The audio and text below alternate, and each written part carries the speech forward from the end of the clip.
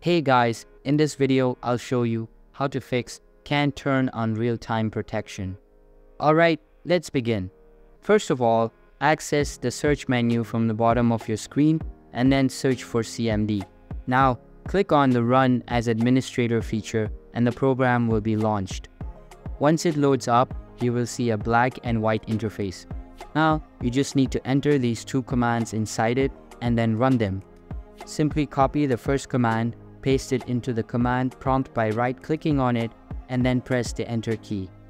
After that, copy the second command, again paste it into the command prompt and give it a go.